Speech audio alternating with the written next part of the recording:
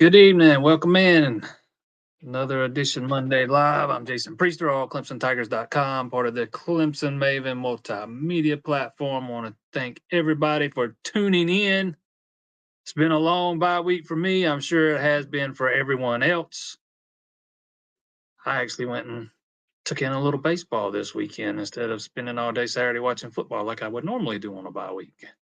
Um, I'm sure most of the rest of y'all watched football. I didn't really watch much at all. Not such a great weekend for Miami. Losing to North Carolina kind of took some of the luster off of this matchup. Um, Miami wins that game against North Carolina. You're probably looking at an 8 p.m. ABC time slot on Saturday night. Instead, it's relegated to the network. 7:30 p.m. kickoff. It's kind of turned into a game of actually kind of an elimination game of sorts. You know, whoever loses is out of the running for the ACC, a spot in the ACC title game. Whoever wins, you know, they still have a slimmer of hope. They're going to need some help, but they still have mathematical hope. Whoever loses, they're done for. Tyler Van Dyke sounds like he's questionable. Mario Cristobal was asked about his injury today. He was seen walking around with a full brace on that leg with a big stiff limp. Miami head coach really didn't provide no information on it other than he said he told somebody he was ready to go. We'll see. We'll see how that plays out. Big game for Clemson. You know, again, you win, you keep your ACC title, you keep your ACC championship hopes alive, what slim as they are.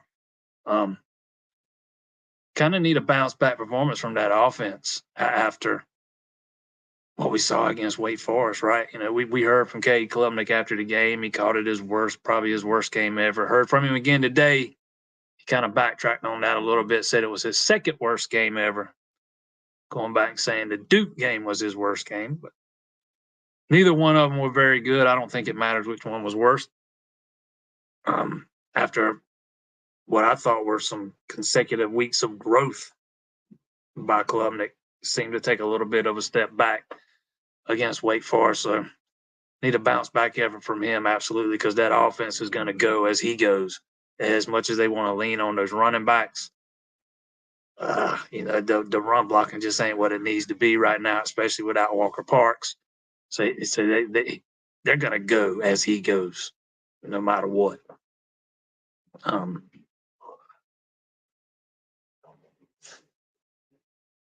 What's my take on the baseball team? They look like a team that it was about a week and a half into practice. Pitching got knocked around a little bit. Austin Gordon started the first scrimmage. I'm told he had not thrown much, or if any at all, due to how much he threw in the Cape over the summer. So he hadn't been throwing to start camp. Now that's what I was told. I don't know how true that is, but he looked like a guy that hadn't thrown in a little bit. They touched him up. I think Coastal hit 6 homers in the first game. The ball was flying off the bats. They roughed up Nick Clayton too. I mean, it just wasn't a good day for the pit. Or the first, they played 2 7-inning scrimmages. The first one was not good at all. Again, 6 home runs. Can't remember what the score was. I threw up some notes on the message board on the website, but only one freshman pitched all day long. I forgot his name, Cole something, and he started out strong. Kind of looked like the nerves kind of got to him a little bit after that, and he kind of imploded. But played good defense, hit the ball well. Just the pitching looked rusty. That would be my take. Sarian has already said what I said. The Miami game has lost some of its appeal, especially if the Tyler Van Dyke is hurt. Yeah, that's. I saw that on Twitter today from someone at the Miami Herald. Said he's been spotted. He was spotted today with the big brace on that leg, full brace, and he was walking with a very stiff limp, which is to be expected if you got a full brace on that leg. So we'll see if he's ready to go. That would be a big blow because he's mostly played pretty well. Again, I didn't get to watch the game between North Carolina and Miami. The last one I saw was Georgia Tech, Miami, but Van Dyke's played pretty well for most of the season. Kind of being what we thought he was going to be last year.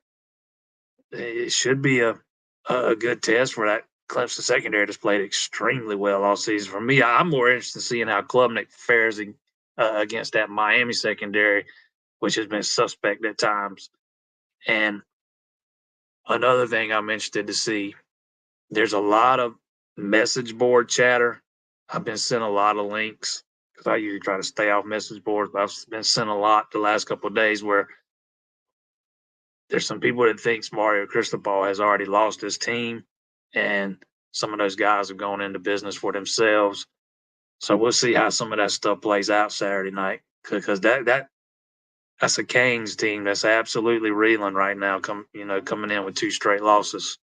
As bad as Clemson's offense looked against Wake Forest, they still won. I know it don't feel like they won, but they still won. So they're not coming in reeling the way Miami's reeling.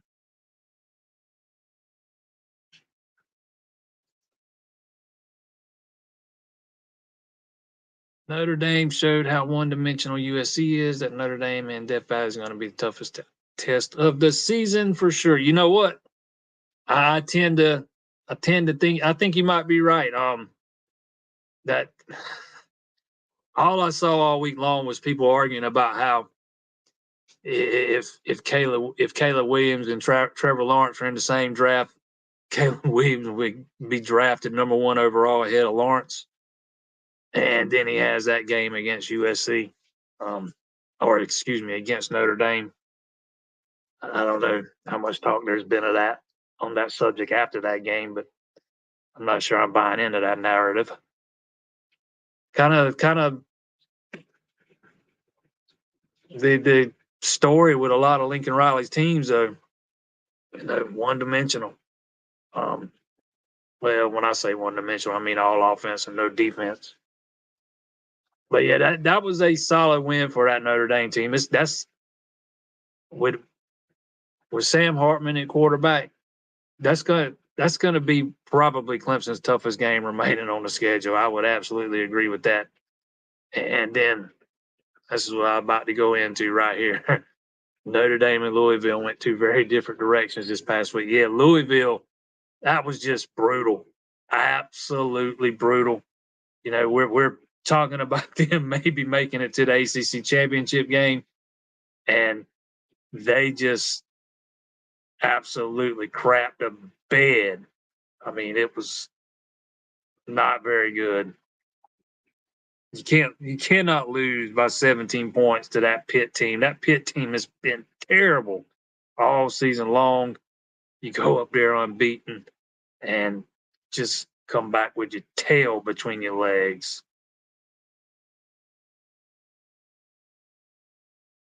And it ain't like they went up there and turned it over 5 times. I mean, I know they threw 2. Well, I'll take that back. They turned it over 3 times and didn't force any. So, yeah, that'll kill you on 2 interceptions and a fumble. Just thinking they only had the 2.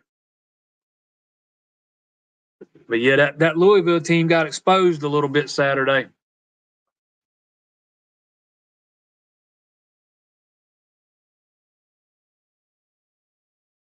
Riley seems to think offensive line has been an issue. Is it fixed? I don't know how. I think the offensive line has been an issue, especially since Walker Parks has gone down. It only takes one of those guys missing a block or missing an assignment or being too slow to react to, pulling or something like that to make all 5 of them look bad.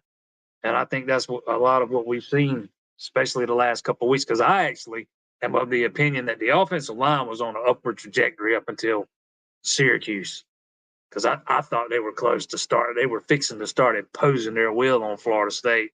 And then, the strips, the sack fumble on the delayed blitz kind of turned that thing around. But then they went up to Syracuse, and Syracuse uses a lot of twists and stunts and run blitzes, and it was a obvious right guard was a weak link. And we saw it again last time out against Wake Forest. Mitchell Mays only stayed on the field. I think it was 8 snaps before they let Sewell take over. And if you're letting a true freshman take over who didn't win the job during fall camp or back in the spring, you're going to have some growing pains, I think. So I think that's where you are with the offensive line, and just kind of hope they can work through some speed bumps that they're bound to hit along the way. Because you can only do so much scheming around that kind of thing. I don't know if it's something that gets fixed in the bye week, but we'll see. They got to be better than what they've been. I'm of the opinion that the pass block has been serviceable. It's been okay. It's the run blocking that's been disappointing for me.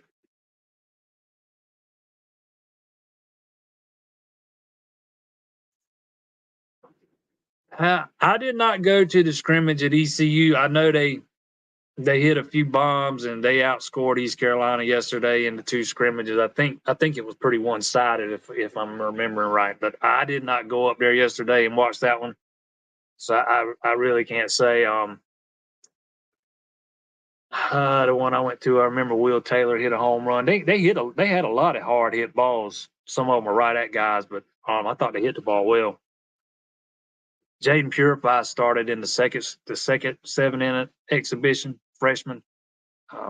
He looks really good.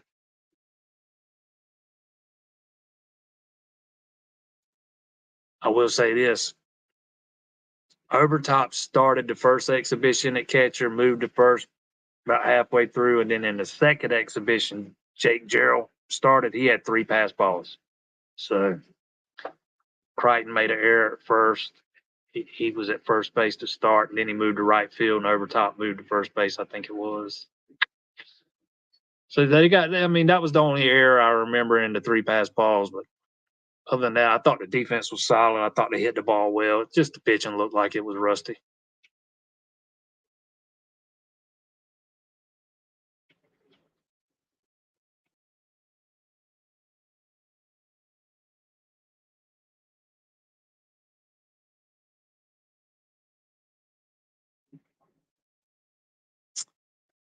Yeah, if Clemson's got any chance of making it to the ACC championship game, they absolutely needed Louisville to drop a couple, and now they've dropped one. They got to drop one more. First things first, though, Clemson's got to go down to Miami and win. I mean, and they only opened as a 3-point favorite. I think it's down to 2.5 now.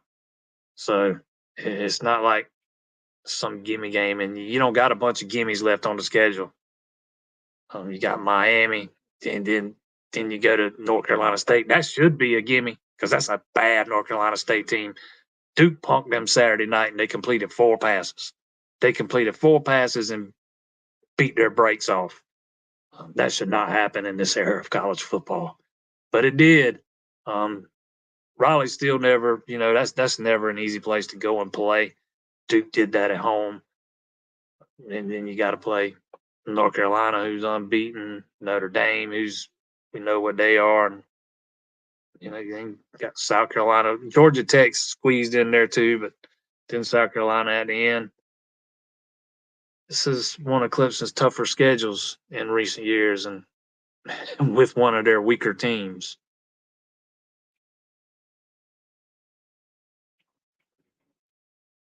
No, North Carolina looks tougher than Notre Dame to this point. North Carolina's been better than I thought they were going to be. I thought they were going to be a 6-2 type conference team this year, and I don't. Maybe they turn out to be that because I didn't even pick them second in the league. Third in the league. I ain't gonna say again who I picked third in the league because they ended up being terrible. But I did have them in. I can't remember if I had them 4th or 5th, but somewhere in that area. I think I picked them 4th or 5th. But man, Drake May's Drake May's an NFL quarterback, and now he's got Tez Walker back. That offense is potent, man. That thing is potent.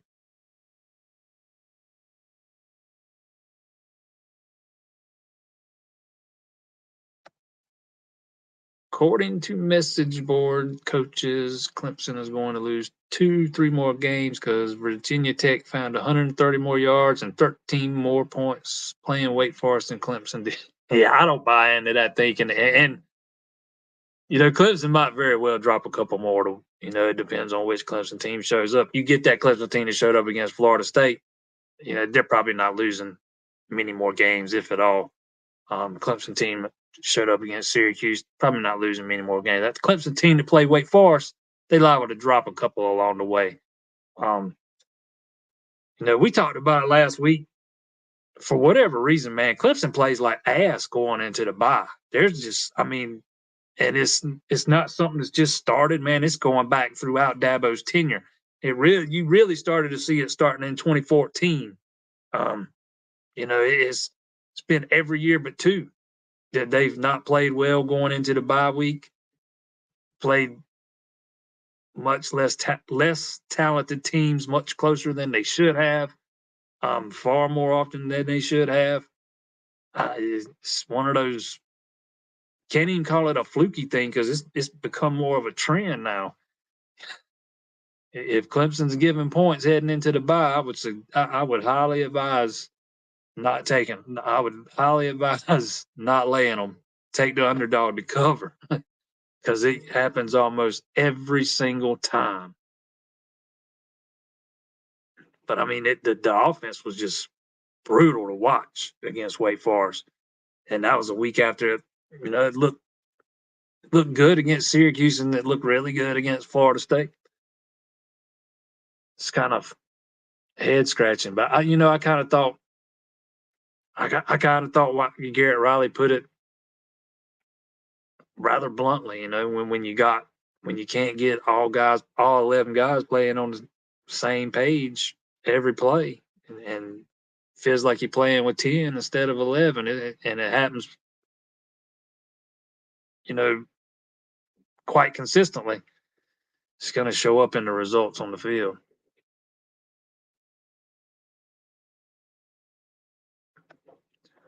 Hope the offense starts putting things together, but that last game versus Wake doesn't give me any reason to believe that's the case. Well, the Wake game was one game. Why, I get it. It was ugly. It was bad. But I could say the same thing about Syracuse or the Florida State game or the Florida Atlantic game, the sake of having the Charleston Southern game. All those gave you reason to believe that the offense was heading in the right direction. Yeah, they took a step back against Wake Forest.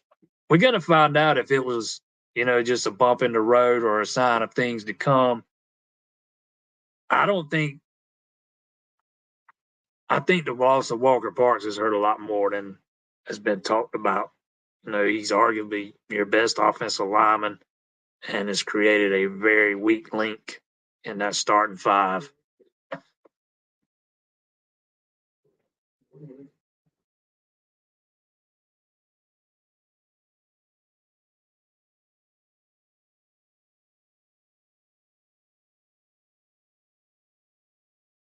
Everybody who won T-shirts last Wednesday night, Zach mailed them out today. Don't forget anybody who donates to the Super Chats. 100% of that's going to Dabo's All In Foundation. Going to be giving out more T-shirts Wednesday night, 7 o'clock for Paul Talk. Every Wednesday, 7 o'clock right here.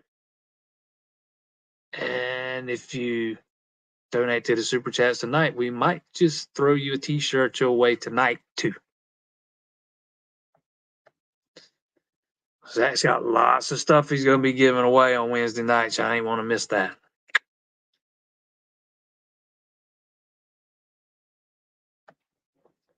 Riley offense off a bye week after really seeing things will be interesting. Yeah, that's one. You talk about the ability to be able to go and do some stealth scouting. That's something that you expect to be done over the bye week. See what you do well. See what you don't. Some things you don't do as well. Some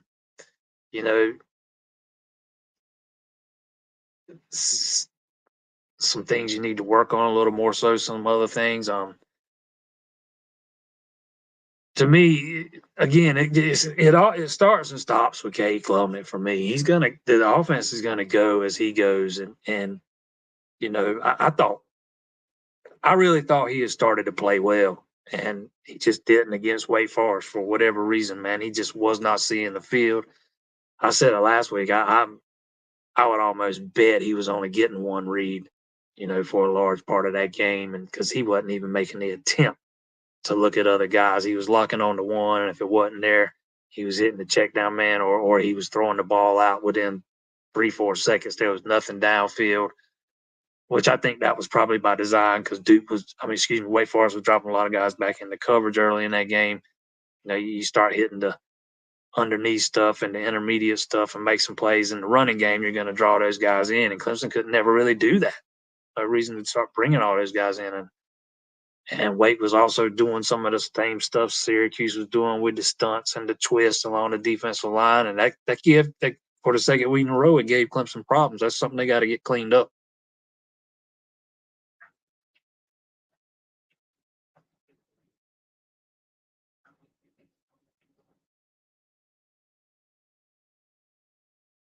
Clemson should beat South Carolina by 14. They should have beat South Carolina by 14 last year, too. Here it is. Giving hats and shirts away every Wednesday and for the super chats for breast cancer. So anybody donates to the super chats, getting a t-shirt. All you got to do is send me or Zach a DM with your address. You can email it to me, send it to me, Facebook, Twitter. If you want to do email, it's jp@clemsonmaven.io. In fact, I can put that up there for you.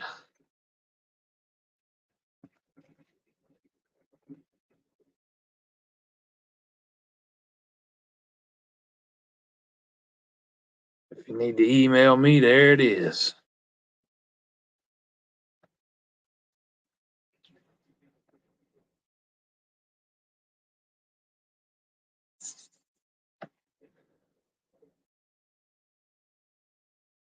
Offense is 99% in Riley's hands, and he doesn't have control over yet who the assistants are. No, he does not have control over who the assistants are. Absolutely not. But yeah, he's running the show on the offensive side of the ball. I still get a kick out of people that thinks Dabo's calling the plays and they're running the same offense from last year. I mean, there's some noticeable differences, and if you're not seeing them, you're just not looking for them.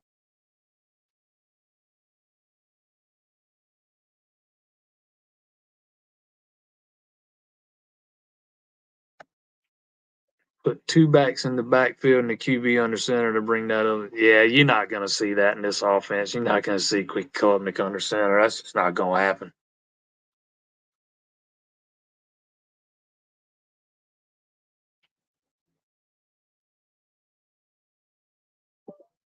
Yeah, my Twitter DM should be open, man. I've never closed them. They should be wide open there, brother.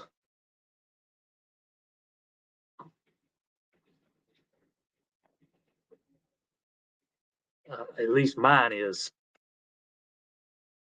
Did we think running game would carry us? It's not been good. No, it's not been nearly what it was expected to be. I think they did think the running game was going to carry this offense at least early on. You heard Dabo talking about maybe having 2,000-yard rushers. Neither one of them's sniffed 500 yet. And I don't think all the blame can be attributed to the offensive line. I think those backs have some culpability in that too.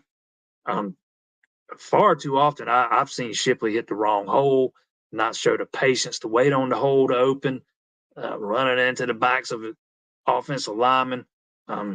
His field vision just hasn't been at the same level as I would say it was like a year ago. And him and Moffa, neither one have shown a whole lot of explosiveness, and both of them have shown a propensity to go down on first contact. They're not breaking tackles. They go down too easy, in my opinion. I think it's both of them. I don't think either one of those backs have been what anybody thought they were going to be. There are a lot of people calling those the best duo of running backs in the country, however you want to term it. And they have not lived up to that billing by any stretch.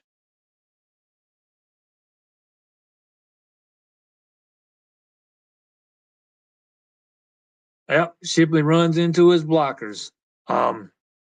Yeah, that night that him and Spiller got into the little tiff there, that was about him being told. He was mad at for something happening up front. I mean, he was being told that it was actually his fault. Because he didn't go where he was supposed to go or whatever. Um, yeah, he does. He he seems to not be playing as loose as he has in past seasons. He seems like he's reminds me of some of Jack Leggett's baseball teams in his later years. They always play tight. That kind of that's Shipley to me right now, man. He's got to let it cut loose, and I don't know for some reason he hadn't yet.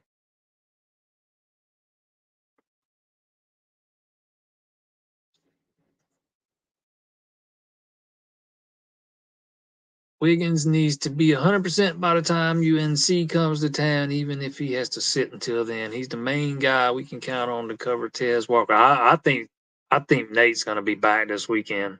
Or that's the way it sounded last week, anyways. I mean, it's always possible to have a setback or something else happens, but it sounded last week like him and Antonio both will be back. But yeah, they need him versus North Carolina and those wideouts, Tez Walker in particular. Nate was playing his tail off before he got hurt. And if he can get back and keep playing at the same level, he might hear his name called on the first night of the NFL draft because that's the kind of level he's been playing at. He's not getting a bunch of credit for it from the national media, but that he has been playing at a high level.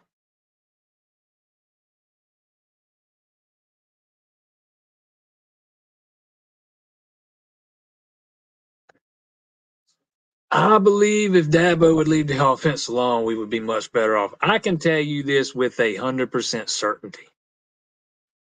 Garrett Riley does not come and take this job unless he has got complete control of the offense. That's not to say that Dabo doesn't get any input here and there, but he's not calling plays or any of that kind of stuff. Garrett Riley does not even take this job under those circumstances.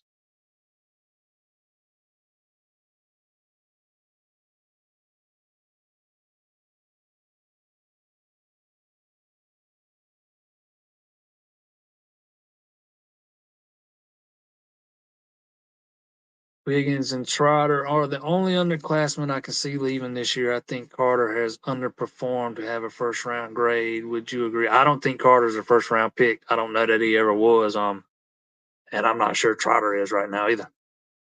I don't think both those guys leave after the year. We'll see how it plays out, but I don't think they both leave. If both of them do leave, you might end up with a gap where Devo's going to have to go to the portal, but I don't think they're both going to leave. I don't know. I just don't think they both do. Maybe one leaves, one stays, maybe both stays. We'll see. Might depend on those draft grades, but I don't think either one of them's a first round pick right now. I absolutely think Wiggins could potentially be a first round pick.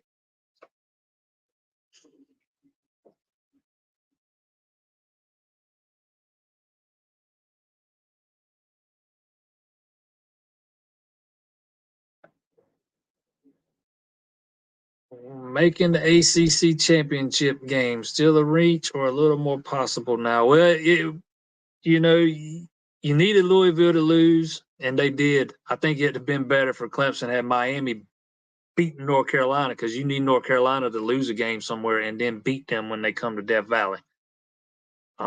But you got some help with Pitt beating Louisville. You needed that. You still need them to drop one more because I think Clemson would beat. It looks like Clemson would own the tiebreaker over them, but it's you're still gonna need a lot of help. You got to have, again, you got to have North Carolina lose one and then beat them. You got to beat, you got to have Duke lose two. And, you know, looks like Riley Leonard's going to be back this weekend. There's no guarantee they're going to lose two. Actually, you got to have Duke lose three. So,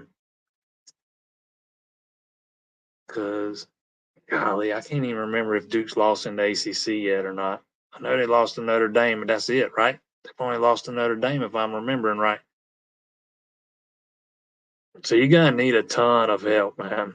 It's just, you're mathematically still alive, but the chances of getting all that help, not very likely. Duke and Florida State play this weekend. Yeah, you're going to have Duke drop 3 ACC games to get in. They play Florida State this weekend, then they go to Louisville, then they host Wake Forest, then they go to North Carolina, go to Virginia, and host Pitt. I mean, it could happen, but I wouldn't think it's very likely, man. As again, you're mathematically alive, but the chances of getting all the help you need are slim.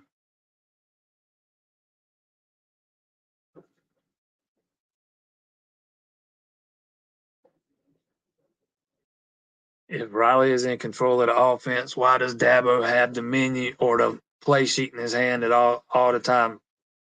I've seen times when he doesn't, but I mean, he's the head coach. He probably wants to know what's being called and what isn't. If I had to venture a guess, but I'm never going to convince people that believe what they believe. But I'm telling you, Garrett Riley doesn't come here unless he's got the keys to the car. And again, he's got input. He's the head coach. He's got the ability to override this call or that call. I'm not saying he never makes a play call, but he is not calling the overwhelming majority of the plays. I don't think he calls very many at all. He might decide whether to run it or throw it on third. I don't know, man. It's just there's a lot that goes into play calling, man. It's a lot more difficult than some people think it is. You got to be thinking 2-3 plays ahead, and it's hard for two people to do that. You need one guy running the show, and if Garrett Riley isn't given complete control to run the offense how he sees fit, that guy's got head coaching aspirations, man. There's no way he's leaving what he had at TCU for that. But just because you see Dabo with the play sheet in his hand doesn't mean he's calling all the plays. I mean, he's always had the play sheet in his hand for years.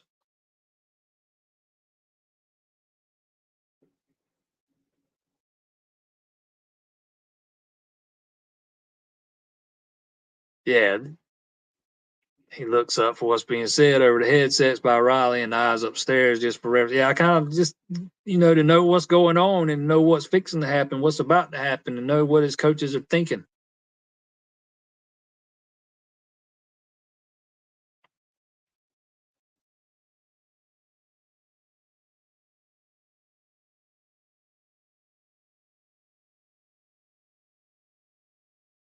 Dabo might have had some role in giving Hampton Green 3 snaps.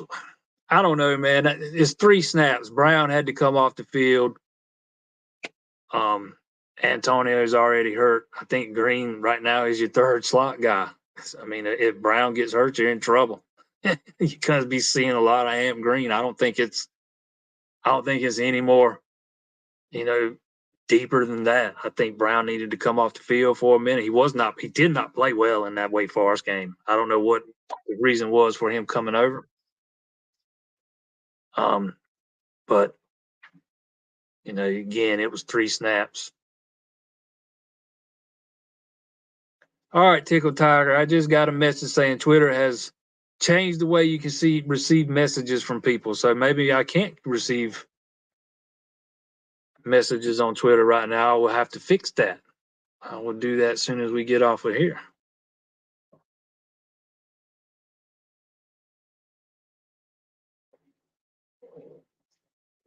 We got one here. It says every offensive play he is calling something. Okay, man. Again, like I said, if you're convinced that Dabo's calling the plays, you're not. I'm not going to change your mind. I know for a fact he's not. But I mean, that just because he's talking into the headset doesn't mean he's calling plays. The plays don't even get signaled in. I get it, man. People are frustrated and they want to find a reason for why the offense isn't where they think it should be right now. But Dabo's not calling all the plays and running the offense. I know it's a narrative people like to push, but it's just not true.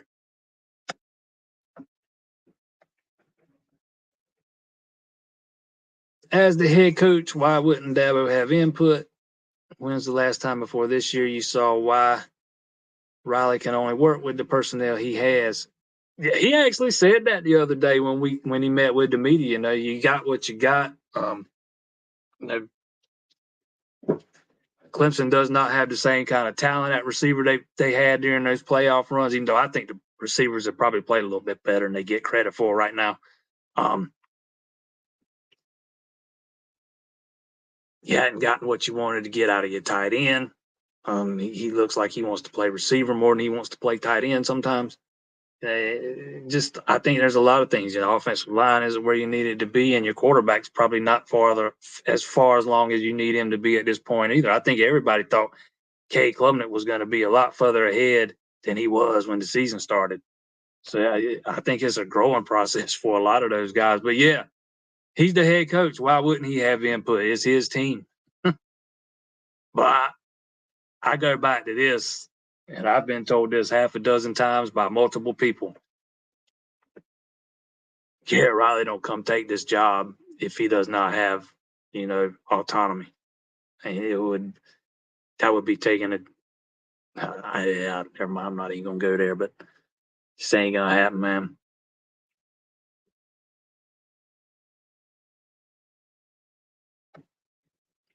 Not Hamp Green's fault the ball sailing over his head when he was wide open. Yeah, Klubnik sailed that one over his head. He it's almost like he didn't know who he was throwing to there. He forgot he was throwing to the smallest guy on the field. And it's up to the position coach who runs those guys in and out a lot of the times.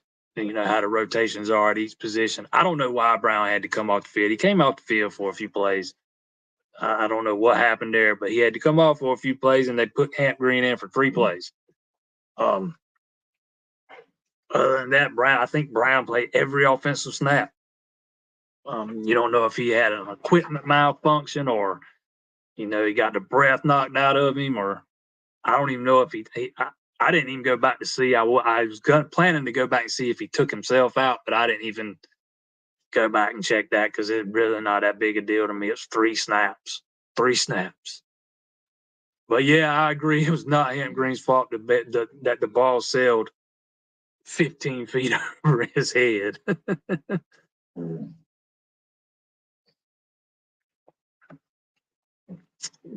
Dabo has input on 4th down. He is not calling the plays. Every coach has input on 4th down calls and some 3rd down, but Riley is making the calls. His sheet has a lot of information on it. Not just the offensive calls. He has time, score, situations on it, stuff like that. That's from somebody that's been around this team a lot longer than I have.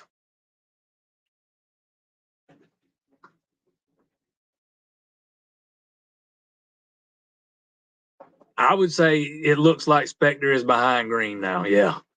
That's the kind of the way it seems to me because we have not seen much of Brandon Spector this year at all.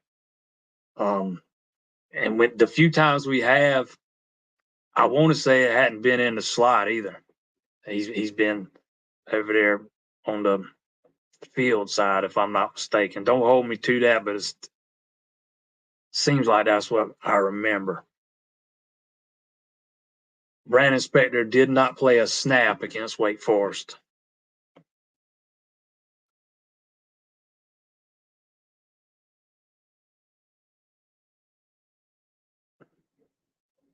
Don't forget, Wednesday night, 7 p.m. Paul Talk. We're going to be giving away more T-shirts. Anybody that gives to the Super Chats tonight, you're going to get T-shirts. 100% of that's going to Dabo's All In Foundation.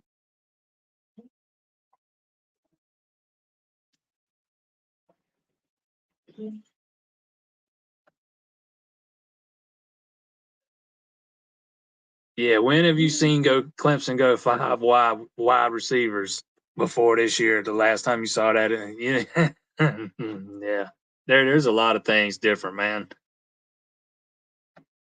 Losing Cole Turner really hurt us. When you factor in that Adam Randall's been an absolute non-factor, yeah, it hurts. No, I wasn't expecting Cole Turner to be this big time contributor, but I thought he's going to be a nice complementary piece. But the way things have worked out with Adam Randall, maybe he'd have been more of a contributor than I thought he was going to be. Because that kid, man, he's got speed. He can move. He can run. He's got legit speed. And we saw in the ACC championship game last year too. He's got some hops. He can go up and 50-50 the ball. He's still young though. I mean, I don't know. I don't know how much he would have contributed, but yeah, he was going to contribute. I fully believe that. Message board fans are thrilled to see DJ and Oregon State doing well, especially better in Clemson. Proves something. Not clear to me though. Yeah, it's not clear to me either.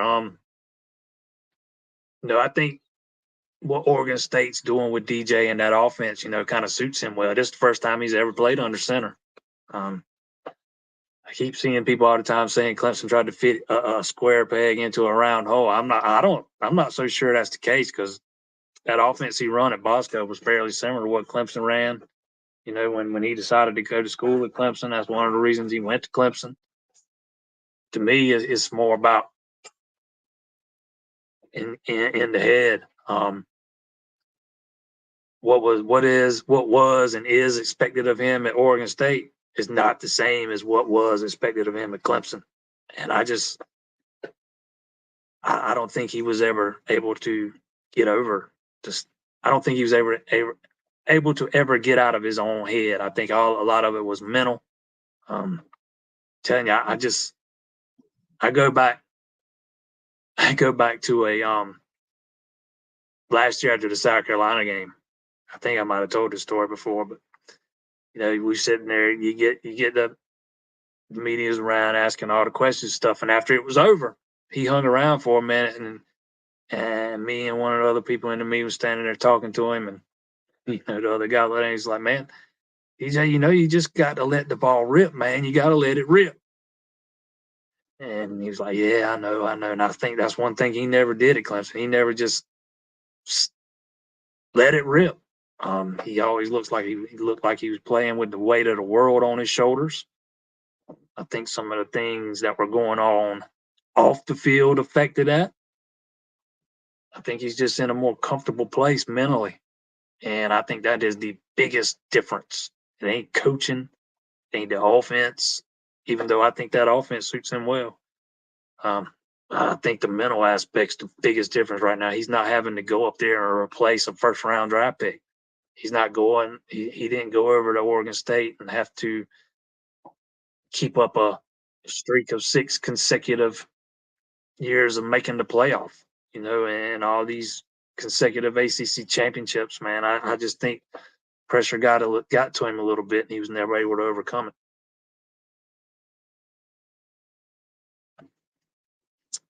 Is Turner for certain out even after regular? Yeah, I think Turner's done for the year, if I'm not mistaken, even if they make the, even for the bowl game. DJ just needed a change. Yeah, see, that's kind of where I'm coming from, man. At a certain point, both sides can benefit from a change of scenery, and I think that's happened here because I think the offense is in better hands with Cade Klubnik now, and I think DJ's doing good things over at Oregon State. There's a lot of there's at least one bowl project, at least 2 bowl projections out there that has Clemson and Oregon State facing each other in a bowl game. How compelling would that be?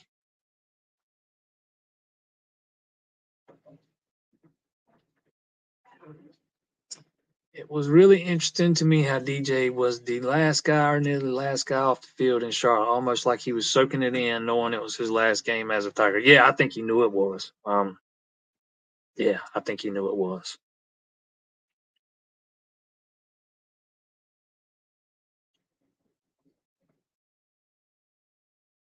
DJ didn't have the weapons, no ETN, no T. I think that plays a part in it too. And the receivers he did have never could stay healthy.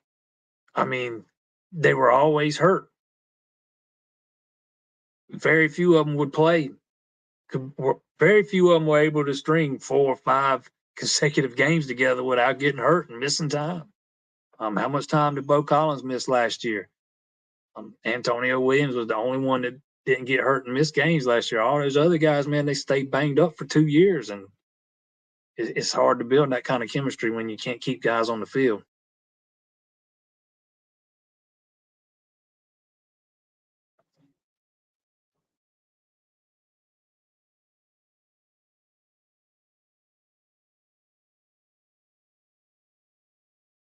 All right, back to the offense. I think a lot of the angst is that the offense looks the same, that it is bad as the past 2 years. Expecting Riley to pull what he did at TCU wasn't realistic, but I'd like to see us do a bit better. It looks the same because the results have kind of been the same. That's kind of what I say. If you look at it real close, you can tell the differences in what they're doing this year compared to years past. Um, are some of the plays going to be the same? Absolutely. There's only so many plays you can run on a football field. The inside zone's the inside zone. The counter is the counter. There's always going to be some overlapping stuff, but the way the formations and the way they kind of present it and everything is different. But the route trees are different too. I mean, you see them doing some things different with the wide receivers, but when the results are the same, it's going to look the same. And the results have been very similar to what we've seen the past 2 years. Again, I thought we were seeing growth from starting the second half in the Charleston Southern game, then to the Florida Atlantic game, Florida State, Syracuse, and it seemed like they were on the right trajectory, right, an upward trajectory. Then the Wake Forest game, and it just, and it looks like you're right back to square one. Hopefully, if you're in that building or you're a Clemson fan, it's just one game, and it was just one game, and for whatever reason you had an off day. We'll find out the answer to that Saturday.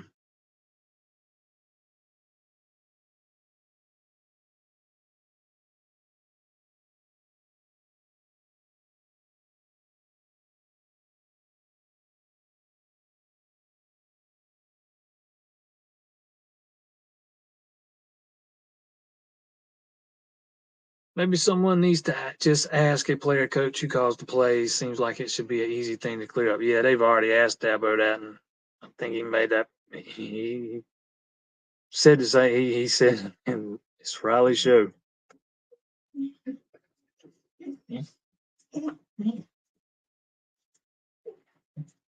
I agree with all the points made about DJ thus far, but let's not forget he has some serious accuracy issues, short, easy throws included. I have not watched him a lot this year, so I don't know if he's still having those same issues, but he absolutely has some accuracy issues. Whether it was selling balls over guys' heads or throwing wide receiver screens in the dirt. I don't know if he's still doing that this year. His completion percentage is about the same as it's always been last time I looked. But yeah, I mean, there's absolutely valid points there. I don't care who you're throwing to, who the receivers are out there. If it's 10 yards over his head, he don't have a chance of catching. If it's 10, if you throw it if you skip it to him on a wide receiver screen, he's not going to be able to catch it. I thought DJ had played well last year up until that Syracuse game. I think that was game 6. He turned it over 3 times in that game, and he was never able to recover from it, and it kind of just started a snowball on him. And by the time we got to the end of the season, he just wasn't. He was just bad. He was bad against South Carolina. He looked terrible in those first two series against North Carolina, or first series or first two series, however many he played against North Carolina. I can't remember if it was one or two now, but he just looked bad. It just kind of snowballed on him again. I thought he would mostly played well up until that Syracuse game. That Wake Forest game might have been his best ever, even better than the one up there at Notre Dame when he was a freshman. I mean, that was the DJ everybody thought they were getting, and we only saw it really twice. Wake Forest and then South Bend as a freshman. It is what it is.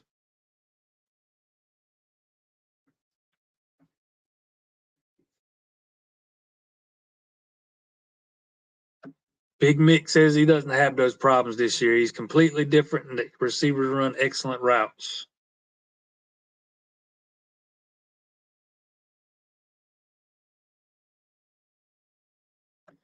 Sarian says the same thing. He's been throwing darts. I don't know how much they ask him to throw the ball down the field there. It's a different kind of offense. They line him up under center, but the little I've seen, he's been playing well. He's been playing really well. So.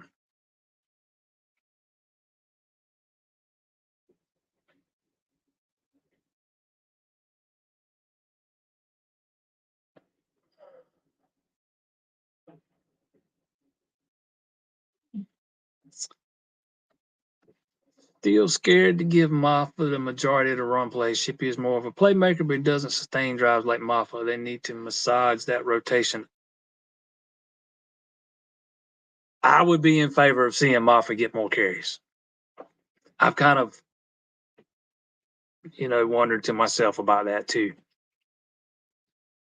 And I've wondered if maybe they just trust Shipley a little bit more at this point. Both of them have made mistakes. With Maffa, his seem to come at more critical times, so they tend to be magnified, like the fumble there at Duke, they're going, on the one, or the missed assignment on the block that caused the fumble against Florida State. Just two of them that come to mind. I think his mistakes get magnified a little bit more, and I'm wondering if maybe they just don't trust Shipley a little bit more. But I think Maffa's probably the more well-rounded back. When you're comparing the two, both of them had their strong suits. Neither one of them have elite speed. I don't think either one of them had played as explosive this year they had in the first 2 years. They just haven't shown that burst that we know they have. But yeah, you get no argument from me saying that Maffa should get some more carries.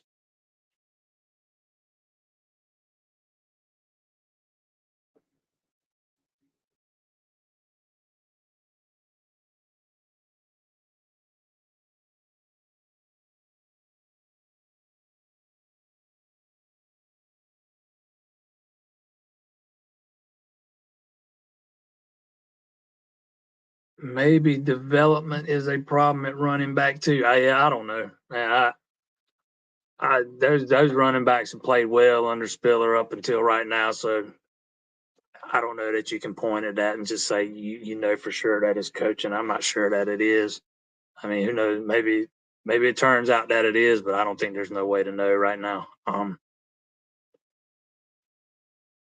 They're not getting a lot of help from the big guys up front, but when they do, they both made their share of mistakes on their part too. And I don't know if it's coaching or what, but coming into this year, I thought running backs were the best coach position on the offensive side of the ball last year. Probably thought those got backs play well. So I'm not really sure what the problem is. It's hard for me to say. I think it's coaching at this point.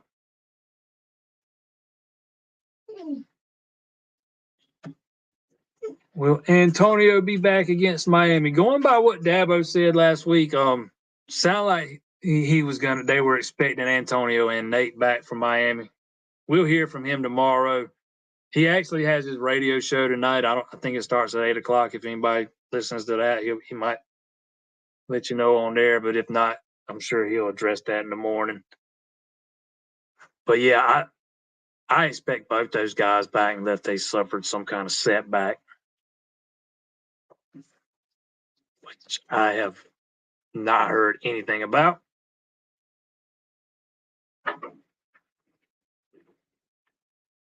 Both of them were fully dressed out against Wake Forest and went through pregame drills, which I think that was kind of just for show, make Wake Forest think they were going to play. But I didn't notice Antonio limping or anything. His ankle was a little taped up.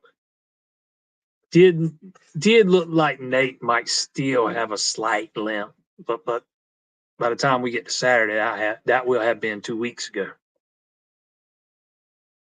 So we'll probably find out about that tomorrow.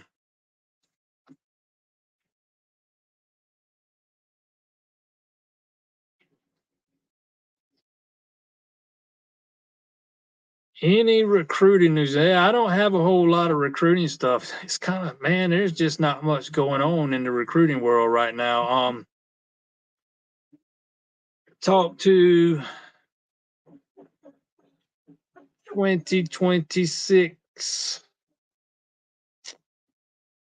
in-state quarterback from Dillon.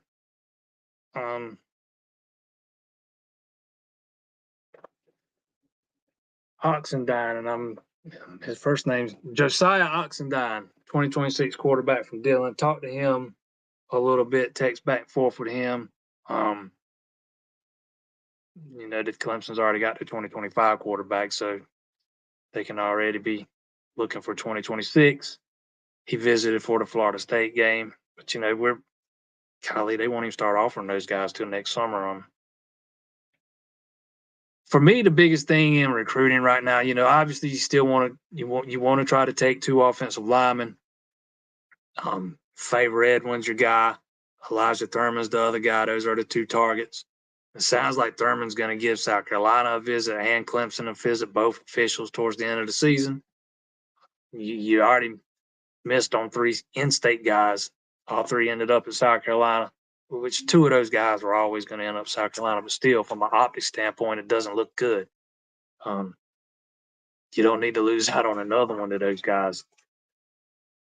Want to take another linebacker? Bradley Shaw is that guy. Fully expect he's supposed to take an official later in the season. I might consider Clemson the favorite to land him at this point. For me, the question is what they do at defensive end. If you watch Darian Mayo, if you watch his film from his junior year right now, his senior year right now, compare it to his junior year last year, man, he's made a big jump in his development. He looks like a different player. And it's kind of, the rankings have kind of bore that out. He took a big jump in the rankings last time, 24/7 updated him. I think he's in the top 150 now. Dude's got like 14 and a half sacks through 6 games. We'll see if they target another one because the plan was to try and take a third, right? And I'm not sure they're going to. I would not be surprised if they just sit with the 2 they have, which might lead to one of those gaps where you need to go to the portal and get a veteran to come in for next year. That might depend on where A.J. Hoffler is in his development, David Ojebi is in his development, because T.J. Parker's going to be there, but you're going to lose Maskell and Xavier Thomas. So to me, defensive end is one of the more interesting positions to watch as far as the rest of this recruiting class goes. But I love what Clemson's done with the skill spots in this class. You add it together with what they got in that 2023 class, and I think they've got something to work with. You got a lot of talent to work with because you got 2 dudes coming in at wide receiver and Wesco and TJ Moore, and you got a stud coming in at tight end, Christian Betancourt, who the only thing about him is he's kind of similar coming out of high school as Jake Brenningstool was. Plays a lot of receiver in high school, so he's going to have to make that transition. And that's a transition Brenningstool's kind of struggle with, in my opinion. Hopefully Betancourt doesn't have that same kind of issue and can make that transition a little bit more easier than Brenningstool has.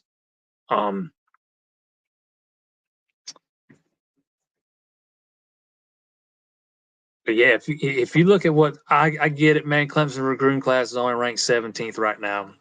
You hit on a couple of those offensive linemen that you missed on, and it's probably closer to top 10. But they don't have a lot of.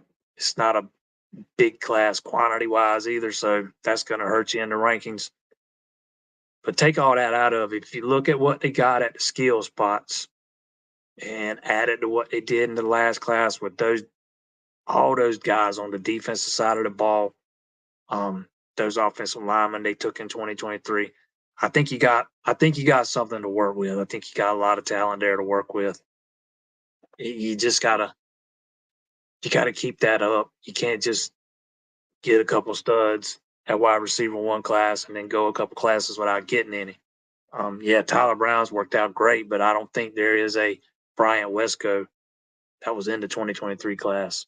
I thought Adam Randall has tremendous upside. Something's off with him. He's not the guy he was coming out of high school right now, and he's got to find that again if he wants to be what people thought he could be at this level. You know what you got in Antonio Williams, but I think Bryant Wesco and TJ Moore bring you two. I think those are the two type of playmaker or the type of playmakers that the offense has just not had. Those dogs that you want to see on the outside at receiver. And you got to in those guys.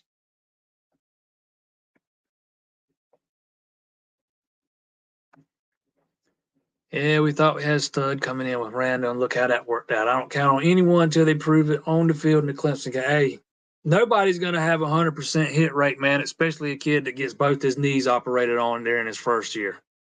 I mean, it is what it is. Maybe expectations of Adam Randall were too high coming off 2 knee surgeries. It just some people take longer to come back to those things than other. I'll be the first to admit there's something off with that guy right now, man. But he's halfway through his sophomore year. I wouldn't give up on him just yet.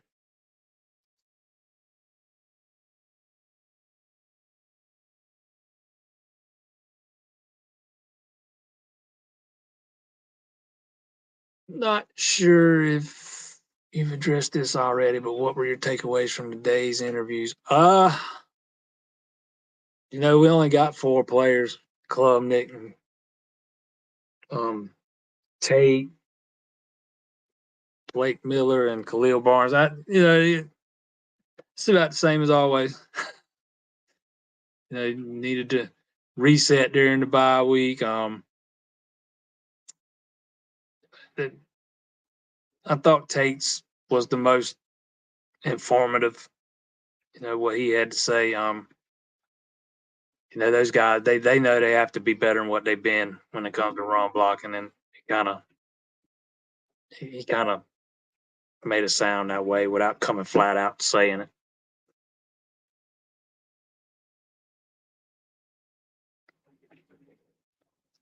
it. Kicker. Well, Clemson's got a kicker in this class too. Nolan Hauser kid out of North Carolina is one of the top kickers in the country, but so was Robert Gunn. And yeah, I do think he'll get another chance at some point.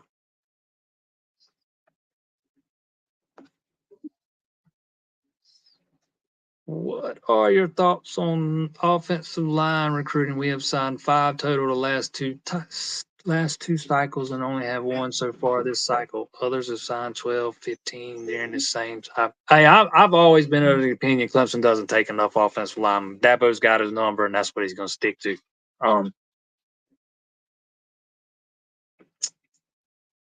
We only signed 5 total the last 2 cycles. Yeah, but if you go back before that, that's cherry picking stats. You go back to the classes before that, and those numbers were much higher. They just took 2 one cycle, but it's been 3 or more every cycle for several cycles in a row outside of that one, going back to 2020. I wouldn't mind seeing them take 4 a year, but that's not going to happen.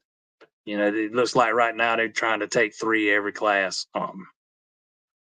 And that was the number for this one.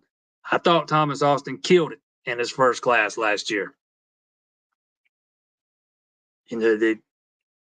identified the guys they wanted in the summer, went after them, and they got 3 of them.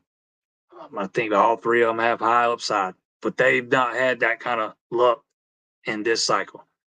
They struck out with the in-state guys, the 3 in-state offensive linemen. 2 of those they were never going to get, but you got to take your swing and take your shot. I understand all that. Going 1 for 6 on the 6 guys you invited to the big official visit weekend, that's what hurts.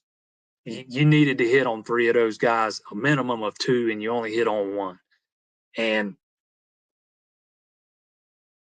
people's going to put all that on Thomas Austin, and I understand it. I get it. And all of it's not on him. I think they missed on those guys for different reasons. Just depends on which guy you're talking about. I think NIL hurt them with some guys. I think the depth chart hurt them with at least one guy. And I think something that Clemson's going to have to just keep battling on the recruiting trail is the fact that they don't have this long standing history of pumping offensive linemen into the league, until they start putting more guys in as something that's always going to be used against them on the recruiting trail. The only thing you've had is Jackson Carman, a 2nd-round pick, and the other few that you have had have all been late-round picks, undrafted free agents. You need to put some guys into the league. That'll help you tremendously if you can start doing that. But right now, if you're asking my opinion on offensive line recruiting in the 2024 class, it's not been good. It's not been good at all. You're sitting with 1. You want 3. If you can get Elijah Thurman, it takes some of the sting off of missing on those guys in the summer. Edwin's going to be kind of a project type deal. It's only his first year playing football, but he's got a lot of upside too. I mean, Florida's after him. Alabama offered him. I don't know how hard they pursued him, but they offered him. Auburn has offered him. You got a bunch of big schools that have offered him.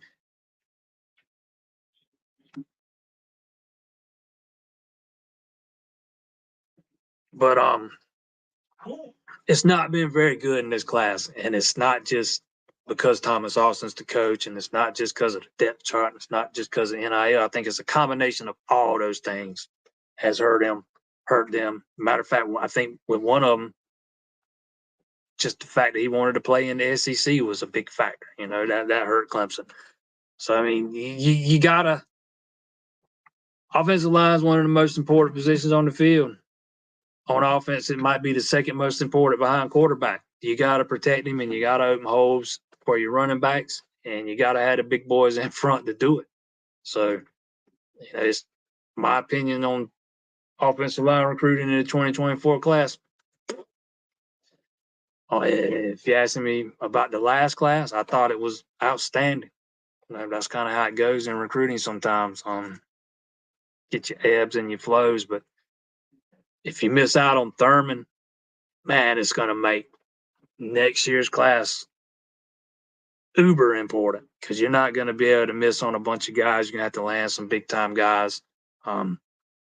It's not missing on these guys isn't going to hurt them next year.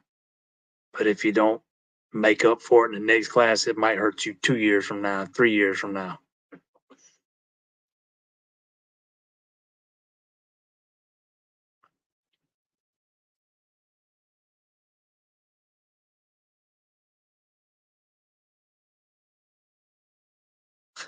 Outside in shorts and tee, why you got on that pullover? I tell you, man, I get cold easy, man. These people here keep it cold in my house all the time.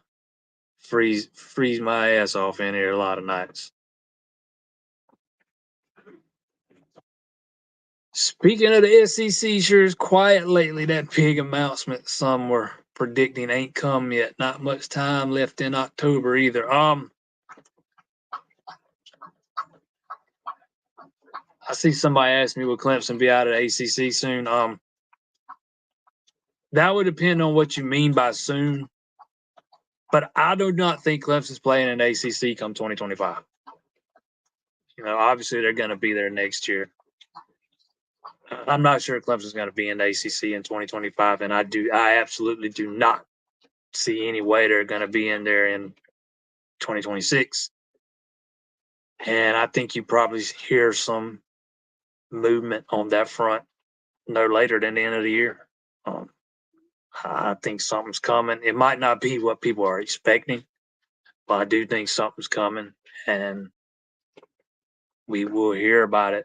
I think the wheels have been put in motion, and something's coming. Something's coming.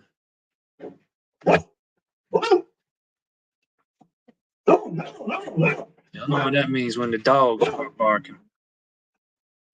Clemson in the SEC. Do we get recruits?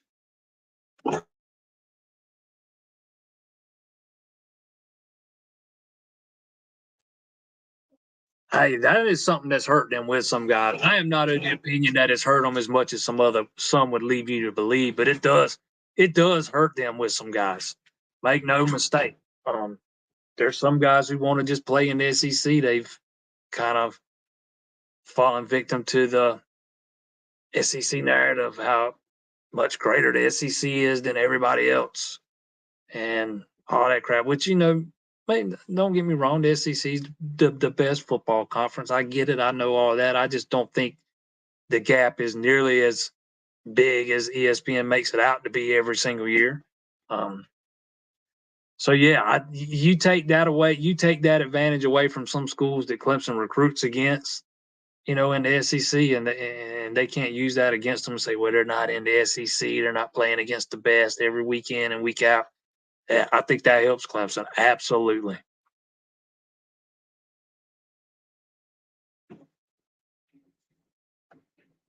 What would it take for Sweeney to take a starter from the portal? Dabo Sweeney's already tried to take a starter in the portal.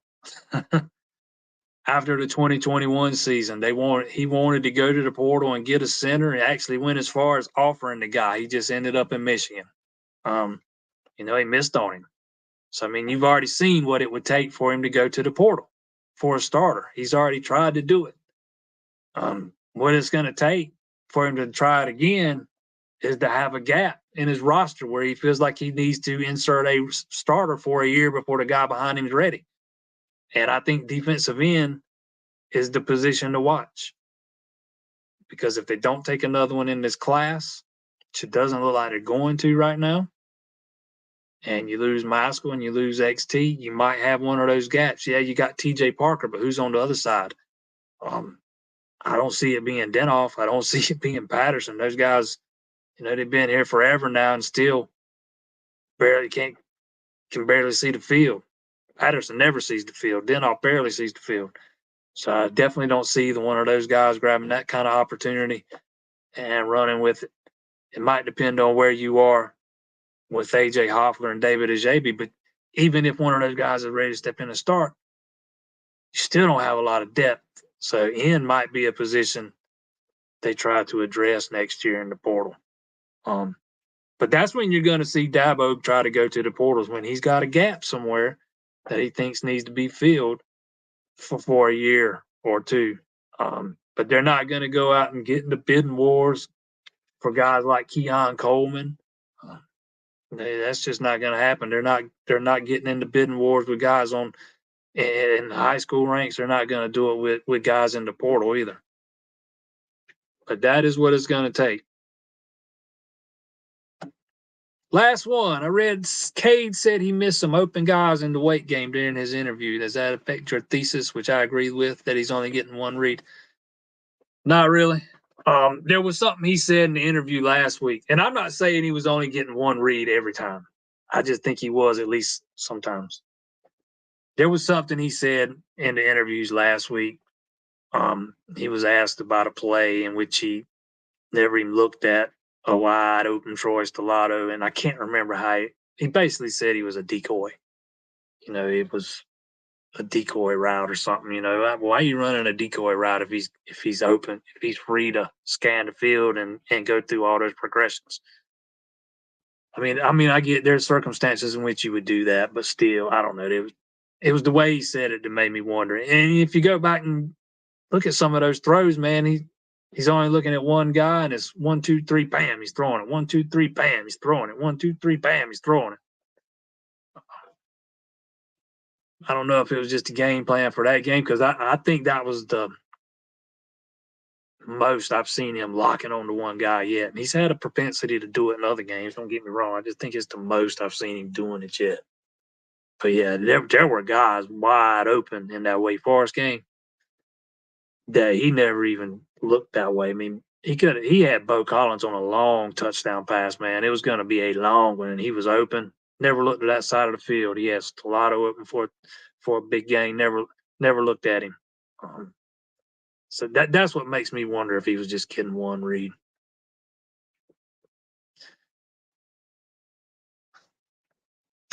Don't forget, 7 o'clock Wednesday night, Paul Talk. All right, one more. I'll take one more. Do you think we lose Ship Moffa to the draft this year, or will they be like they go ETN and come back one more year? I don't think neither one of those dudes need to be entering the draft after this year. If you lose one of them, I'd lean more towards the portal than the draft. Moffa was close to leaving after last year, so it's something worth keeping an eye on. But I don't see either one of those guys being high round draft picks in this next draft. Let's put it that way.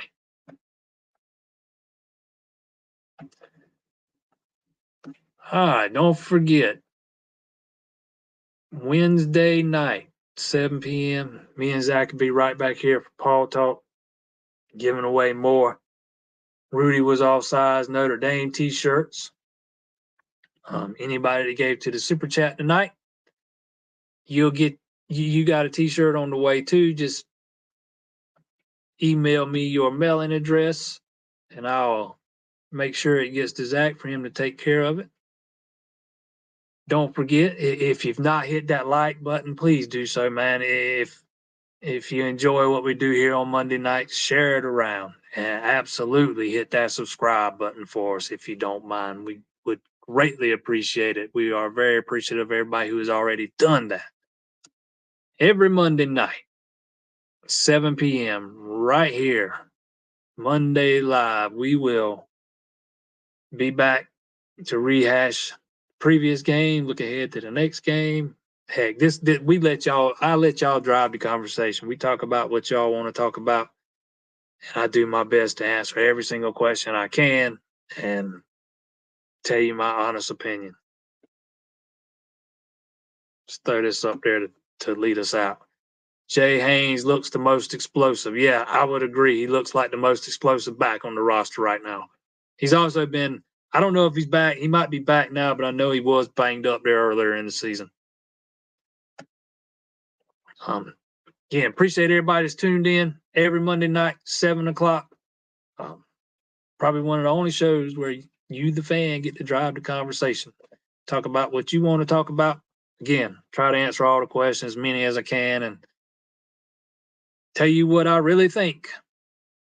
Appreciate all you guys tuning in.